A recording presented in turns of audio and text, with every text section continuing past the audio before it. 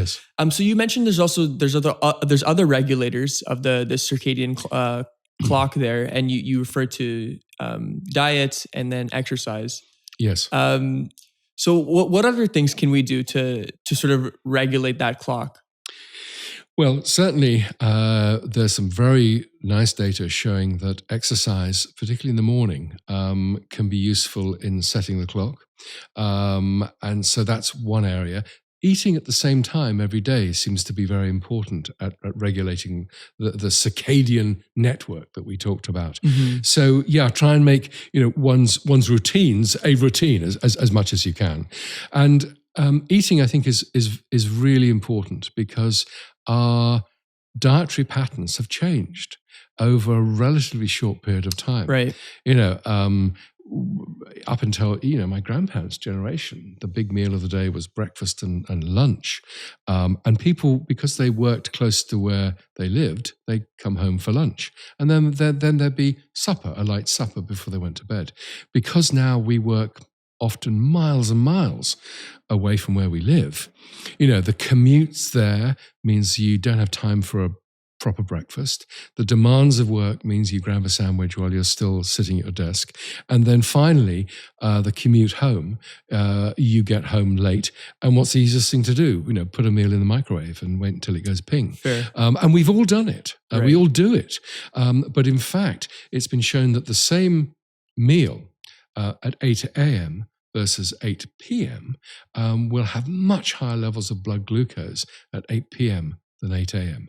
If you think about it, our metabolism is utterly different during the day and the night. We're consuming, we should be consuming our calories during the day, and so we're burning those up, we're using them.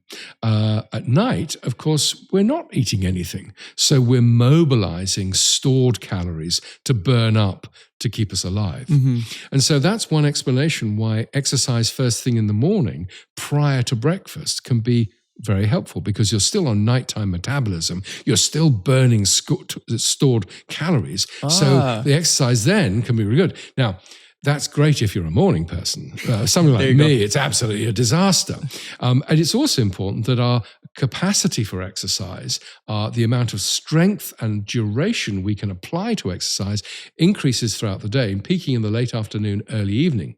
So if you want to burn the calories that you've consumed during the day, then late afternoon, early evening exercise is good for that. So what a lot of people do is they sort of do their 10 minutes. They can just about manage 10 minutes in the morning. Right. And they have their main bout of exercise later in the day. And that seems to work really very well.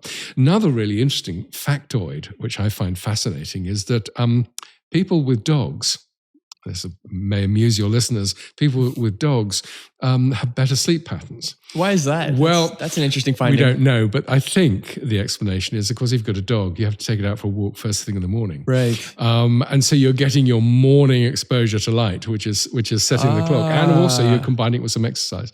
So, yes, so dog owners, at least if you take them out for a walk, right, have better sleep patterns. I don't know how good the data are, but it kind of makes sense. That's funny. I guess you could prescribe a dog to someone who's having trouble sleeping or regulating their sleep, if you will. Well, yes. And in fact, companion animals are recommended under certain circumstances, mm-hmm. and, particularly with emotional and mental illness.